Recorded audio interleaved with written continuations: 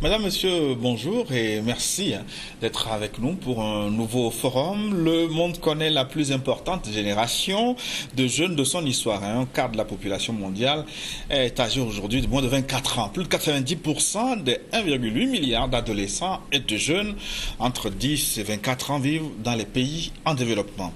L'Afrique accueille la plus grande part de jeunes au sein de sa population avec 40% de citoyennes de moins de 15 ans.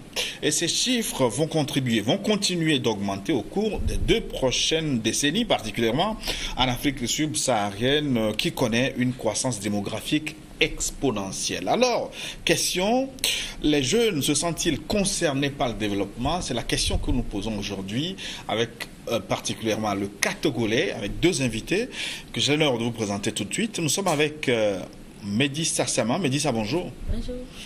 Merci d'être sur notre plateau. C'est un plaisir. Je rappelle que vous êtes responsable projet au collectif des jeunes pour le développement. Absolument. Et chef d'entreprise. Hein? C'est ça.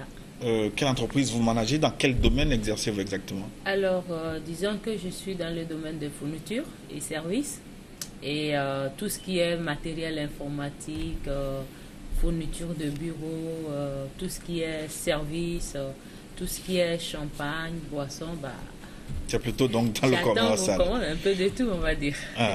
Avec vous, Pascal Dossoumi. Pascal, bonjour. Bonjour. Pascal, vous êtes le président de Synergie des jeunes leaders pour le développement de l'Afrique. Exactement. Une association, une ONG, un mouvement politique. Que faites-vous? Une association de jeunes panafricains. On est plus dans le leadership, dans l'éducation de la jeunesse togolaise et africaine. Le panafricanisme, un mot creux, un slogan creux ou une réalité qui vient d'une vision pour déboucher sur quelque chose de concret? Une réalité, une identité, je vais même dire, parce qu'aujourd'hui, on est fiers d'être africain, on est fiers d'appartenir à cette terre-là, on voudrait quand même apporter plus. D'accord. Justement, vous parlez de jeunes leaders. On va en parler, l'implication des jeunes dans le développement de votre pays, le Togo. Madame Zema, d'abord, comment vous jugez la motivation, ou je vais dire même l'implication des jeunes dans les initiatives de développement? Alors, je pense déjà que les jeunes sont très peu motivés, ils ne sont pas assez impliqués et qu'il faille vraiment revoir ça. Et pour ceux-là qui sont impliqués, il manque d'audace. Il manque de courage, il manque de confiance en soi. Ça veut dire que la jeunesse souffre de tout, parce que...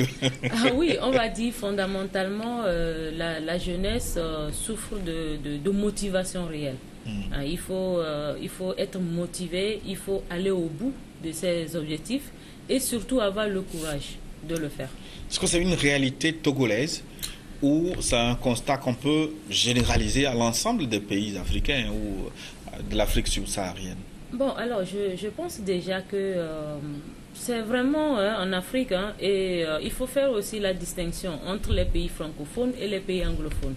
Je ne vais pas m'atteler à notre histoire, colonisation et tout ça, mais là où je vais en venir, c'est qu'aujourd'hui, la jeunesse africaine a besoin de prendre conscience que c'est elle qui va diriger les choses, qu'elle doit être au devant de la chose et que personne ne viendra faire quelque chose mieux qu'elle-même.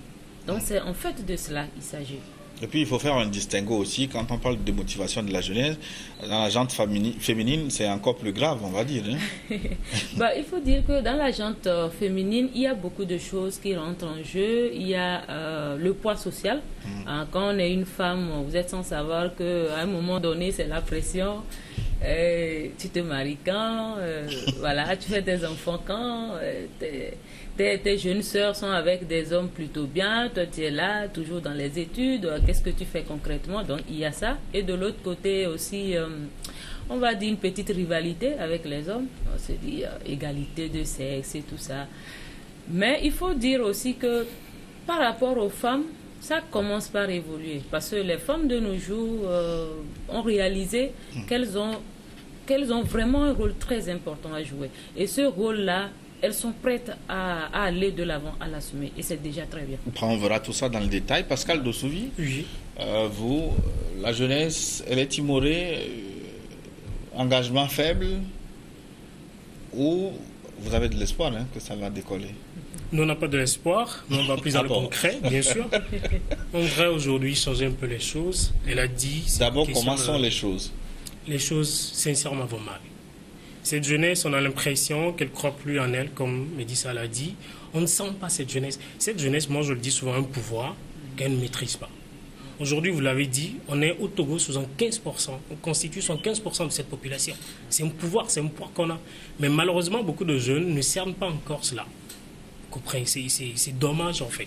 Donc le problème, c'est assez crucial et on pense quand même qu'on va trouver une solution. Oui, mais alors, quel est le problème quand on écoute les discours politiques, surtout lors des campagnes?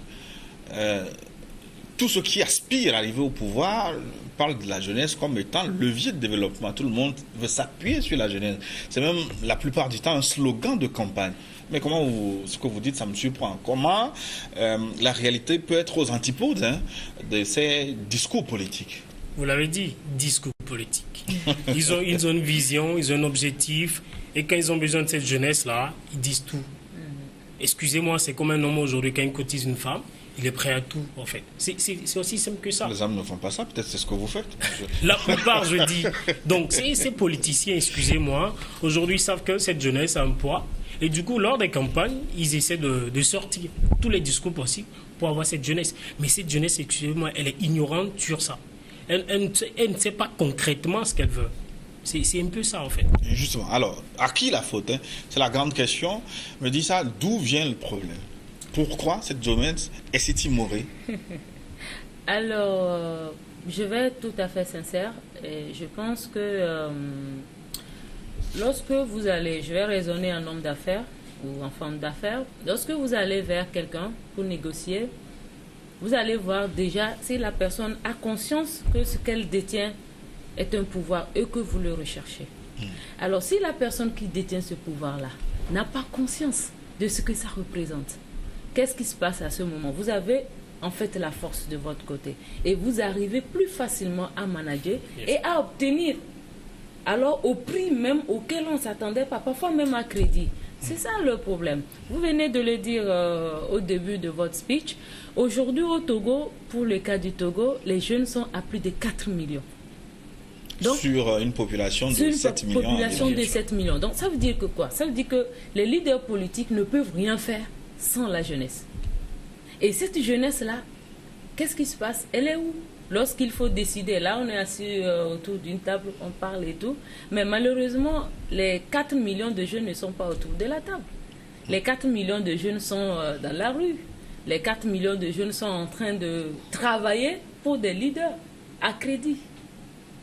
Ah oui, c'est ça. Donc moi, personnellement, ce que je pense, c'est qu'aujourd'hui, il faut une prise de conscience de la jeunesse. Il faut redistribuer les cartes. Et pour ça, cette prise de conscience, c'est pas se lever et dire « Ah non, j'ai pris conscience, c'est terminé ». Non, c'est pas comme ça. Cette prise de conscience doit se matérialiser par le travail. Ça veut dire que les jeunes doivent revenir à la base, arrêter, comme mon frère de Souville l'a dit, arrêter d'écouter les politiques. Leur discours, comme on dit, les promesses politiques n'engagent que ceux qui croient. Voilà. Mais justement, pourquoi cette jeunesse ne prend pas conscience de son pouvoir? C'est un problème d'éducation, c'est un problème culturel. Pourquoi elle ne prend pas son destin même? Pourquoi ne se rend pas compte du pouvoir qu'elle détient entre ses mains, la jeunesse? Oui, pour moi, c'est plus un problème d'éducation. Et depuis longtemps, les hommes politiques ont su bien jouer sur ça. La plupart des partis politiques n'éduquent pas leurs militants. Ils attendent juste, quand il y a les élections, ils viennent avec des discours, des beaux discours d'ailleurs. C'est un problème plus d'éducation. Aujourd'hui, la jeunesse n'a pas conscience de ce pouvoir parce qu'elle n'est pas suffisamment éduquée. Elle n'est pas consciente qu'elle a quelque chose en fait à donner. Médissa l'a dit tout à l'heure, quand tu as quelque chose à vendre et que tu ne maîtrises pas le fond de ce que tu vends, forcément tu vas peut-être vendre à crédit. Ou même au braquer, prix. Bien sûr, c'est-à-dire que cette jeunesse doit être rééduquée, comme on dit. C'est tout le souci en fait. On ne prend pas conscience du pouvoir qu'on a. Et aussi longtemps, quand on ne va pas se rendre compte de cela, on sera toujours La nuance entre les expressions, est-ce que la jeunesse doit être rééduquée ou la jeunesse doit se rééduquer? Justement, parce que la nuance, elle est fondamentale. Est-ce qu'il revient à quelqu'un de faire prendre conscience à cette jeunesse ou c'est à elle de prendre les taureaux par les cornes et de changer les choses? Dans tous les cas, il faudrait d'abord commencer et après cette jeunesse va prendre conscience. C'est-à-dire aujourd'hui, si on dit on peut beau faire des discours, cette jeunesse va se rééduquer, ils ne feront pas. Il faut d'abord que quelqu'un prenne le devant et dise il faudrait qu'on éduque cette jeunesse. Et éduquer quand même un certain nombre de personnes. Et c'est ça, en fait. Ils vont relayer après toute l'information, au fur et à mesure. Parce qu'il faut couper une corde pour tisser une nouvelle corde. Donc elle-même, la jeunesse n'est pas capable de prendre conscience de la situation et de vouloir changer les choses. Mélissa, c'est ce que Pascal semble dire. Alors, moi, j'ai une autre approche de la chose.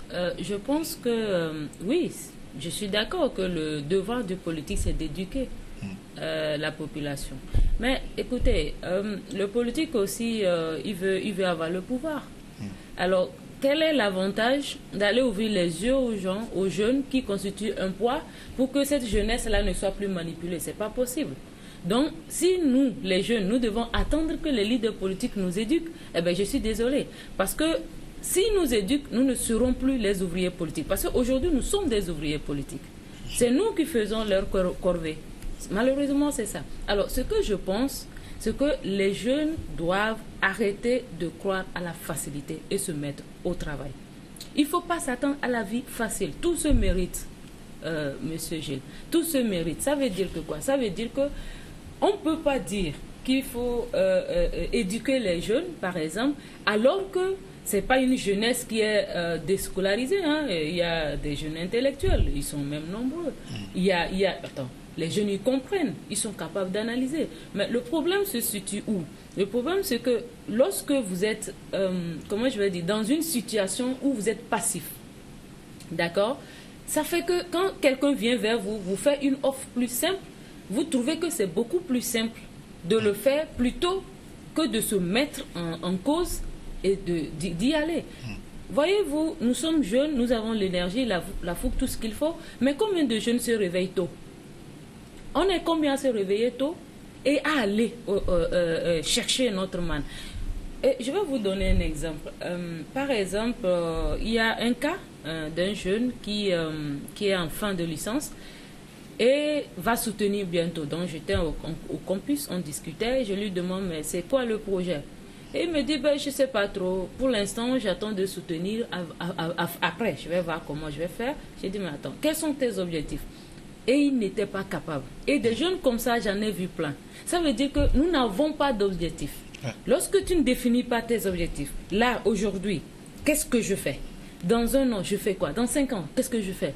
Lorsque tu n'as pas défini un objectif, tu n'as pas un projet de vie, mais c'est normal que quand quelqu'un vient te proposer quelque chose, que tu accroches tout de suite. Mais lorsqu'un jeune définit son projet, a des objectifs clairs, c'est que, voilà, j'ai un master, moi j'ai un master en gestion de projet, mais aujourd'hui je ne vis pas de cela.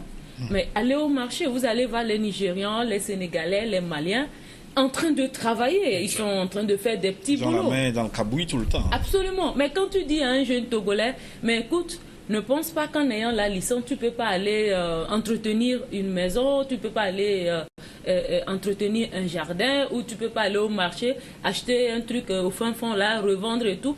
Mais attends, moi j'ai une licence. C'est ça déjà le problème. Donc ça veut dire que c'est la bureaucratie qui a été semée par les colons d'abord. Et est-ce que c'est ça qui continue de gangréner cette jeunesse qui a développé finalement ce qu'on va appeler comme une forme de paresse Malheureusement, oui. C'est vrai, c'est triste, mais c'est oui. Et puis, je le dis souvent, il y a une différence entre être instruit et avoir des connaissances. La plupart des jeunes aujourd'hui sont instruits, ils ont des diplômes. Mais comme le dirait un coach, quand tu es malade, ce diplôme ne peut pas te sauver. Tu as besoin d'acquérir d'autres connaissances. C'est cette connaissance qu'on parle aujourd'hui, je crois. On ne parle pas des diplômes. Vous avez certes des diplômes, mais de l'autre côté, il faut avoir certaines connaissances, certaines aptitudes. Je vous raconte peut-être ma petite histoire. Avant, la première fois que je devais gagner de l'argent, j'avais fini mes études, j'avais ma licence en comptabilité. J'avais une maison, je suis parti voir le propriétaire, je voudrais me proposer des services d'entretien. Oh, je ne savais même pas faire l'entretien, je vois les gens le faire. Donc je suis allé voir des amis, je leur ai dit voilà, j'ai négocié avec ce monsieur, il m'a dit ok, il paie normalement 300 000 à la personne qui vient le faire, moi je lui ai dit 200 000. Je suis parti revoir un autre ami qui va au grand marché, j'ai payé à crédit le matériel, au tout ça faisait 50 000. J'ai pris une équipe que j'ai pris à 50 000. On a fait le travail, j'ai empoché 100 000 francs CFA. J'avais mon diplôme. Mais j'ai osé, j'ai avancé parce que j'ai appris, en fait, à travers d'autres personnes, qu'il faut avancer, qu'il faut acquérir d'autres connaissances au-delà de nos diplômes. Oui, mais pourquoi vous avez osé, alors qu'ils sont très nombreux à être encore sur le tas, à se ronger les ongles, à végéter dans le chômage? Pourquoi ça a changé sur toi? Quel est le déterminant? Le déterminant, d'abord, c'est vous-même. Qu'est-ce que vous voulez pour vous-même? Je dis souvent, vis la vie qui t'inspire. Moi, j'aime vivre ma vie. Je n'aime pas dépendre des autres. Il faut d'abord ça. Et de l'autre côté, il faut se sacrifier. Beaucoup de jeunes aujourd'hui utilisent leur argent pour payer des bières, pour faire des sorties. Or, moi, je prends souvent mon argent pour payer des documents, des livres, des gens qui ont réussi. J'achète leur bouquin, je lis comment est-ce qu'ils sont arrivés là. C'est aussi simple que ça. Aujourd'hui, tu demandes à un jeune, est-ce que tu veux payer juste un bouquet de 2500? Il te dit non, emprunte-moi ça.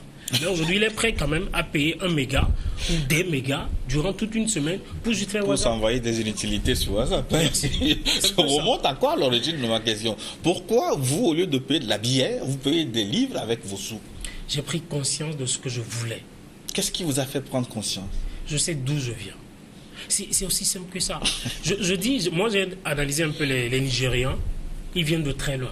La plupart des Nigérians que vous voyez au Togo, quand vous allez dans leur village, ce sont des gens, la pauvreté les a lavés en fait. C'est-à-dire, ils sont nés dans la pauvreté. Donc, du coup, en regardant derrière, ils se sont dit non, je ne veux plus retourner là. Il faudrait que je me batte.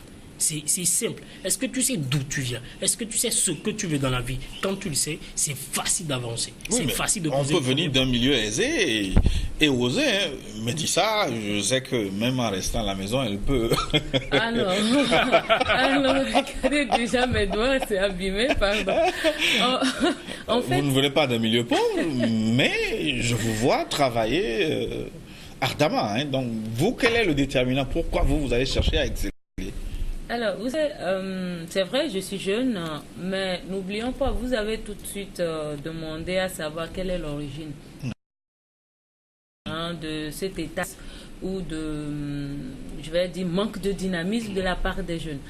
Je pense que quand on prend les années 90, de ce que nos aînés nous ont raconté, avec le vent de la démocratie, nous avons mal compris en fait ce que c'était la démocratie. Alors tout de suite, on a commencé à faire croire aux gens, je parle des leaders politiques pour que les choses soient claires, à faire croire aux gens que voilà, vous n'avez pas besoin de travailler comme ça. Vous allez voir avant un jeune qui travaille sa petite plantation, qui s'en sort comme ça. Mais attends, toi tu perds ton temps en train de faire ça. Est-ce que tu sais que tu n'as même pas besoin de faire ça? Que c'est le gouvernement en fait qui doit prendre soin de toi? Mais est-ce que tu sais que le fait de te décaracasser pour t'en sortir, tu ne devrais même pas, qu'il y a des milliards qui ont été envoyés ou que ceux qui sont à la tête sont en train de détourner? À un moment donné, petit à petit, s'est installé en nous ce côté-là, un peu providence, état-providence, où on a commencé par relâcher. Après, ça arrangeait aussi les métropoles, parce qu'un peuple qui n'est pas dynamique, éveillé, en fait, ça fait un avantage. Et au fur et à mesure, il y a eu des scissions, c'est-à-dire la jeunesse n'est plus soudée.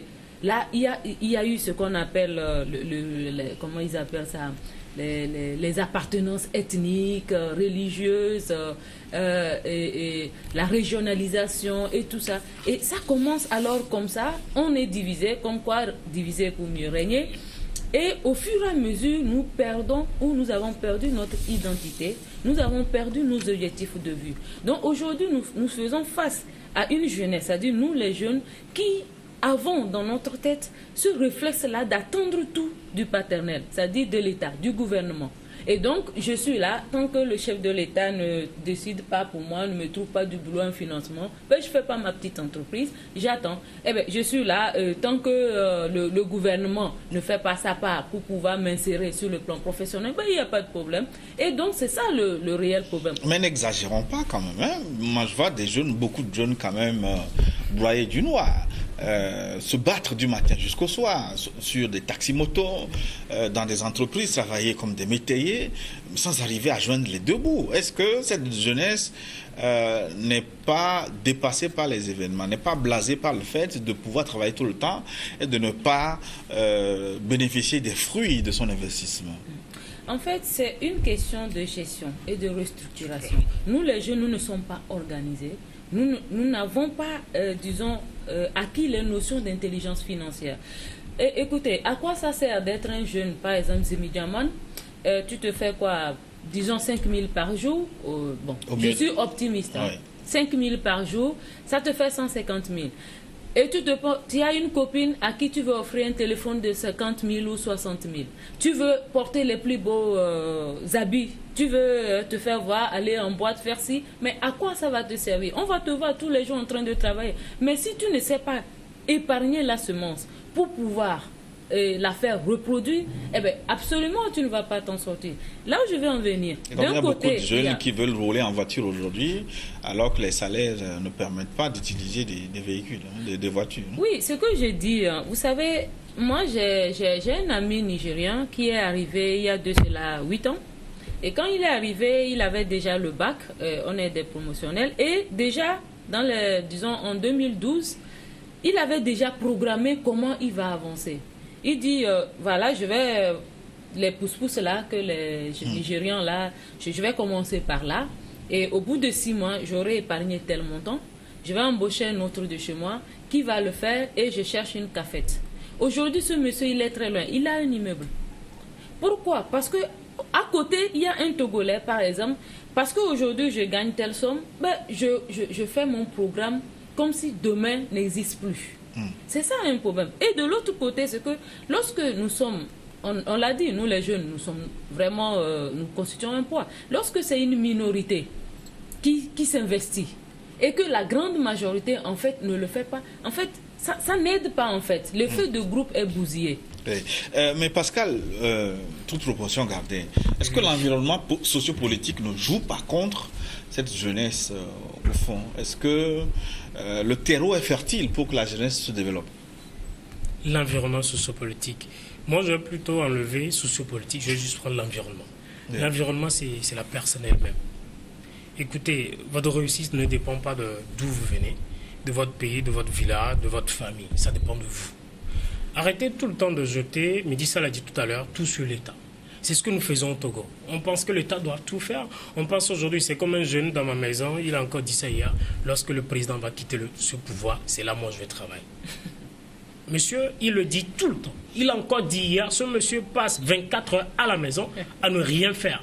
Parce qu'il se dit, lorsque les politiques que lui, il n'admet pas, vont quitter, c'est là que lui va commencer par travailler. Écoutez, c'est enfantin, c'est plus qu'enfantin, il ne sait pas ce qu'il veut. Oui, aujourd'hui, votre environnement, c'est vous-même. Se rendre compte que au fond du système, il y a du favoritisme, de la corruption, et que les postes ne sont pas équitablement distribués, et que quand on vient de quelque part, il faut, comment on dit, travailler à 200% pour mériter son truc. Est-ce qu'ils n'ont pas raison quelque part de se résigner? Ils ont raison quelque part. C'est pour ça aujourd'hui nous parlons d'union de la jeunesse. Cette jeunesse ne peut pas aller en disperser. Il faudrait qu'on s'unisse. Ensemble, on peut faire beaucoup de choses. On n'a pas besoin tout le temps de dire, tu vas le dire dans ton coin, je vais le dire dans mon coin. Si ensemble on se réunit et qu'on dise, ça suffit, il faudrait que ça change, il faudrait que ça bouge un peu. Je crois que ça va y aller. Mais tout le temps dans ton coin, tu te dis, non, c'est la photo politique. Ça, je ne pense pas, je ne crois pas que ça peut changer grand-chose. Mais dis ça, est-ce que les pesanteurs politiques ne jouent pas contre la jeunesse? Tout jeune aujourd'hui, s'il prend n'importe quelle initiative, est-ce que ça peut prospérer quelque part? Est-ce que le politique ne joue pas contre? Alors, oui, l'environnement sociopolitique agit forcément sur l'épanouissement des jeunes. Je reviens toujours sur ça, mais ça dépend de la maturité et de la prise de conscience de ce jeune-là. Je vous donne un exemple. Lorsque, en tant que femme, tu dis aussi à ta famille, j'ai rencontré un homme. La première question, c'est qu'est-ce qu'il fait dans la vie? Je ne sais pas en tout cas si vous avez vécu ça. Qu'est-ce qu'il fait dans la vie? Mais on ne te demande pas est-ce qu'il te traite bien? Est-ce qu'il est gentil avec toi? Est-ce que tu te sens bien avec elle? Enfin, avec lui? C'est qu'est-ce qu'il fait dans la vie? En fait, ça veut dire que ce qu'il fait dans la vie va déterminer le degré de respect qu'on va lui donner. Bien sûr. Vous voyez? Donc, oui, effectivement, l'environnement sociopolitique, lorsqu'il est défavorable, ça agit sur l'épanouissement. Mais le degré de cet impact-là dépend, comme il a dit, de ce que tu aurais permis que ça t'atteigne. Lorsque tu vas dans un service où tu vois qu'il y a du favoritisme, au lieu de commencer à crier au loup, Mais si tu as vraiment envie, que tu es allé pour faire ce travail parce que tu te sens bien, que c'est ce que tu dois faire. Parce que généralement, c'est un autre problème. Nous, les jeunes, nous travaillons pour de l'argent. Et c'est ce qui est mal. Maintenant, lorsque ce pourquoi tu es allé, c'est vraiment quelque chose que tu sais que tu peux faire, mais en travaillant là-dedans et en prouvant de quoi tu es capable, je vous assure, si dans ce bureau-là ou dans ce service, on ne te promeut pas, c'est que quelqu'un va sortir de quelque part et va venir te prendre. Le problème, c'est ça. Il faut que nous brillions. Donc, lorsque tu brilles, l'or, je suis sûr que partout on va jeter de l'or, les gens vont courir dans cette direction. On ne peut pas jeter un billet et ce billet-là va rester longtemps. Forcément, quelqu'un va le ramasser. Donc, moi, je suis vraiment contre ce côté-là de nous plaindre ou de se dire oui, c'est parce que ça ne va pas. Oui, c'est vrai. L'environnement, ça peut être vraiment dramatique pour nous. Mais étant donné, dans ma langue, on dit quand tu vois un serpent et ce serpent te mord, c'est que tu es un idiot. Donc, dans la mesure où nous nous rendons compte que ça peut avoir de l'influence sur nous, qu'est-ce que nous devons faire? Nous devons d'abord apprendre à être autonomes financièrement. Et c'est comme ça qu'on peut challenger. Quand tu veux changer les choses, ce n'est pas en étant pauvre. Quand tu prends les pauvres d'un quartier, mais si tous ils sont pauvres et que personne ne fait l'effort de s'en sortir, comment ils vont pouvoir s'entraider? Mais il faut que quelqu'un sorte la tête de l'eau, qu'il respire un coup et qu'il aille tirer ses frères vers là. Et comme mon ami Pascal l'a dit, on est désunis. Il faut que nous nous unissons. Oui, justement. Et ce manque de solidarité, de coopération, le fait de se mettre ensemble pour vouloir avancer, il me semble que ce problème, ça gangrène aussi le épanouissement de la jeunesse. On n'arrive pas à se mettre ensemble. Oui, on n'arrive pas à se mettre ensemble parce que là, je tire chapeau aux politiques. Ils ont su quand même bien faire ce jeu-là. C'est triste, en fait. Dans mon église, j'ai un jeune. Le jour où je lui ai dit, pour moi, le chef de l'État fait quand même ce qu'il peut. Il m'a dit, je ne veux plus te parler, quoi. Parce que lui, il est opposant, 100%. C'est triste aujourd'hui de voir cette jeunesse-là être manipulée. C'est tout. On ne peut rien faire. Aussi longtemps qu'on ne sera pas unis, on ne peut rien faire. Et il est temps quand même qu'on prenne conscience de ça. Qu'eux, ils ont besoin de leur jeu. Ils ont besoin de leur pouvoir, comme eux-mêmes ils le disent. Mais nous, on a besoin d'autres choses. Écoutez un peu. La plupart des jeunes aujourd'hui sont dans ces partis, certes. Mais qu'est-ce qu'ils veulent? Est-ce qu'ils veulent voir leur leader au sommet avant de jouir de leur vie, ou ils veulent juste vivre ou réaliser leurs rêves, entreprendre, réussir? Si c'est ça, pourquoi ne pas être ensemble malgré nos différends? Elle a dit religieux, ethnique, on peut quand même s'unir à coup du pays, parce qu'on se dit on est Togolais, on est fiers d'appartenir à cette terre-là. On peut quand même dire à un moment donné, ça suffit, unissons-nous pour faire quelque chose, pour parler d'une seule voix. Mais politiquement, partout où on se trouve au Togo, est-ce que vous pensez que les jeunes peuvent réussir? Les jeunes de l'opposition, vous pensez qu'ils ont les mêmes facilités que ceux qui travaillent, par exemple, avec le pouvoir? Est-ce que c'est le reproche que beaucoup font, hein, surtout de l'opposition? Ils disent que les vannes leur sont serrées. Écoutez, je l'ai dit tout à l'heure, c'est le travail qu'ils ont fait. Et moi, personnellement, aujourd'hui, je n'appartiens pas à aucun parti politique, mais je m'en sors très bien. Ce n'est pas une question de parti politique, c'est une question de cette jeunesse-là ou de ce jeune qui veut travailler ou ne pas travailler. Aujourd'hui, moi, je le dis, mais quand tu es de l'opposition, en guillemets, et que tu bosses bien, le parti au pouvoir va te faire la cour. Moi, j'ai vu des jeunes comme ça. Donc, si un jeune aujourd'hui dit « je fais partie de l'opposition », donc du coup, les ventes sont fermées, excusez-moi, c'est parce que tu es paresseux. Ça veut dire que vous avez été déjà récupéré, puisque vous travaillez bien. Je ne suis pas récupéré. J'ai dit que je ne serai pas récupéré. Jusqu'à preuve du contraire, moi, je travaille pour mon pays, je travaille pour cette jeunesse-là. C'est ça ma vision. Et c'est à ça que j'appelle les jeunes aujourd'hui. Unissons-nous, dictons nos lois. On a besoin quand même de ça, à un moment donné. Il ne faudrait pas que tout le temps, les politiques nous dictent ce qu'on doit faire. Nous, on a quand même droit de parler. On n'est plus des enfants. Donc, à vous comprendre, hein, il y a une surutilisation de la politique au détriment de la jeunesse. Il faudrait qu'à un moment donné, qu'on oublie un peu le jeu politique et que chacun se prenne en compte. Hein, c'est ce que vous voulez dire, Lisa? Oui, absolument. Comme je pense que mon frère Pascal l'a dit, vous savez, je l'ai dit dès le départ, le politique, en tout cas à l'heure actuelle, où les jeunes n'ont pas conscience de ce qu'ils représentent, n'ont aucun, en tout cas beaucoup n'ont pas intérêt à ouvrir les yeux de la jeunesse. Maintenant, pour revenir à la question des jeunes de l'opposition, s'ils ont les mêmes chances, je ne pense pas que pour aller dans un service, il est écrit sur ta tête parti au pouvoir ou opposition. Oui, là, nous sommes assis autour d'une table. On se rend compte que parfois, aussi quand on passe des concours, par exemple, il y a ceux qui sont dans l'opposition disent qu'ils ont été trichés. Pendant que le parti au pouvoir, c'est quand même normal quelque part, récompense ses militants. Oui, là où je veux en venir, je ne dis pas que ça ne se fait pas. Je ne dis pas que c'est impossible ce qui arrive. Oui. Mais ce que j'essaye de dire, c'est que là, nous sommes assis autour d'une table. Si je fais un geste brusque vers vous, le premier réflexe, c'est quoi? C'est la défense. Oui. Donc, ça veut dire que quoi? En tant qu'opposant, lorsque tu vas pour travailler et que tu es hostile, ça veut dire que tu déclenches chez celui qui est en face de toi un comportement défensif. Personne ne veut travailler avec quelqu'un en qui il n'a pas confiance. Et c'est important que quand tu vas pour travailler, tu enlèves ta casquette politique et tu te dis là c'est pour du boulot.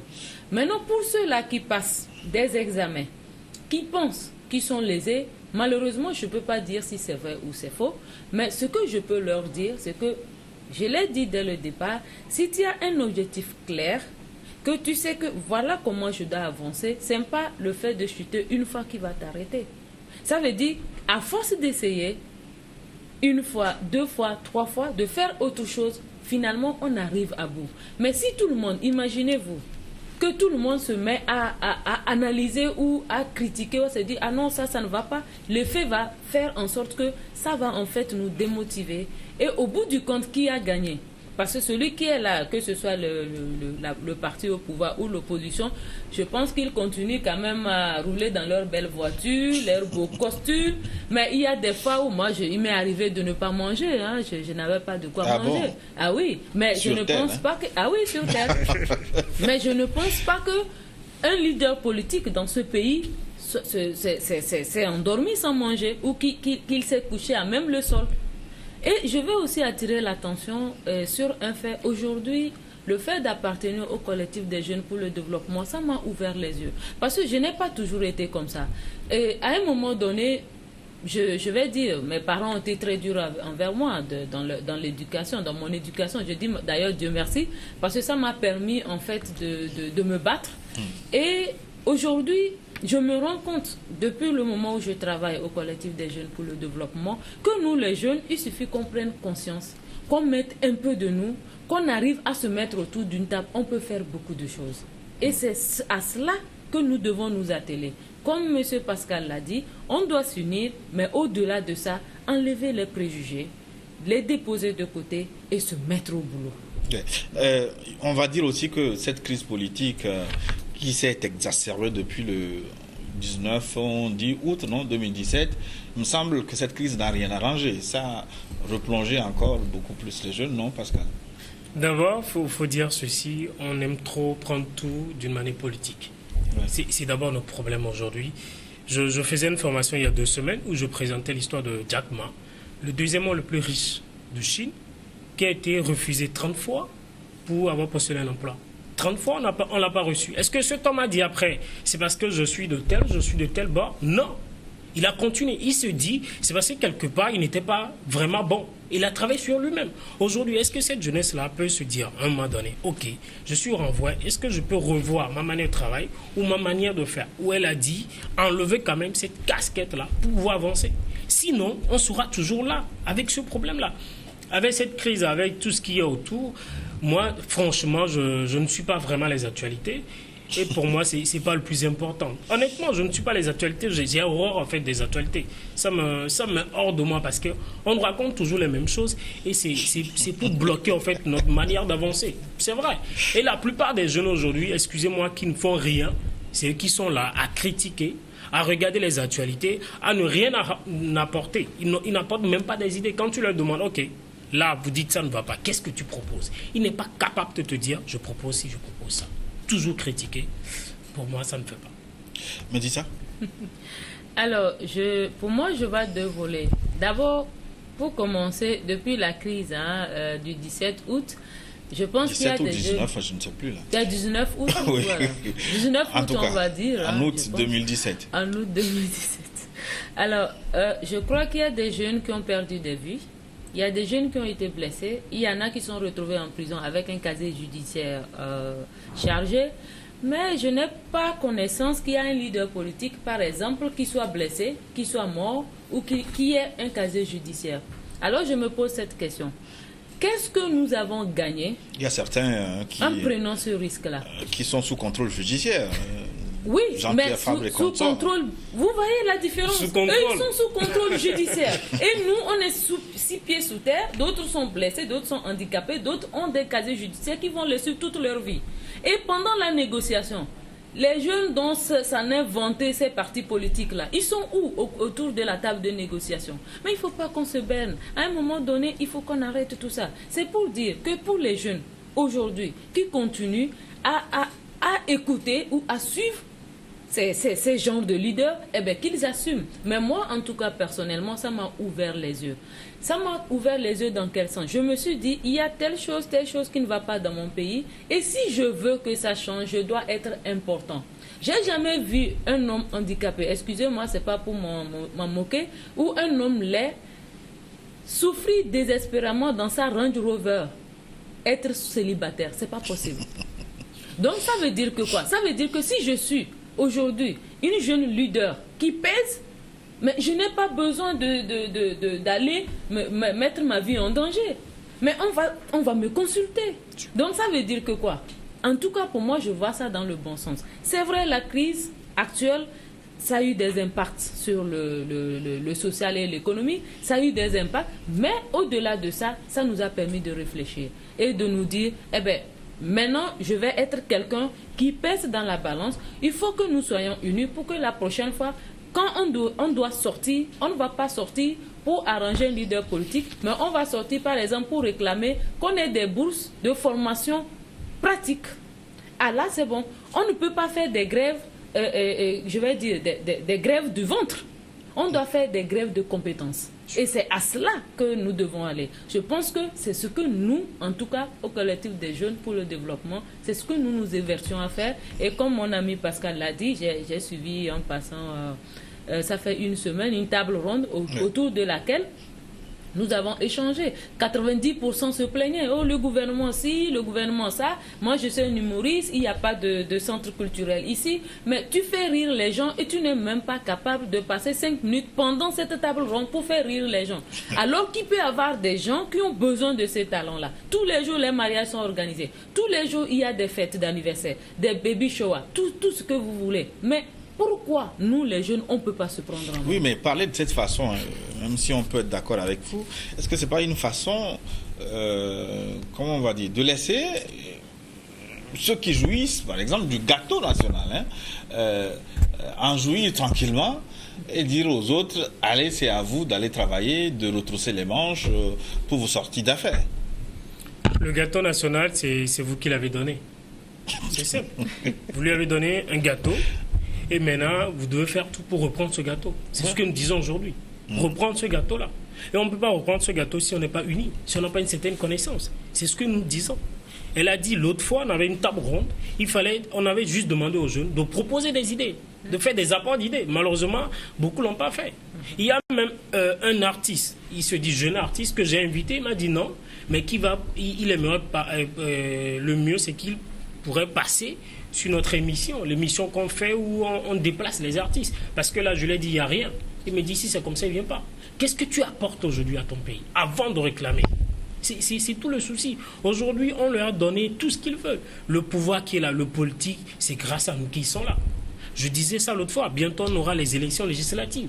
Ces hommes qui sont venus vers nous, nous ont dit, on va vous représenter. Combien de fois ils ont défendu la cause des jeunes à l'Assemblée?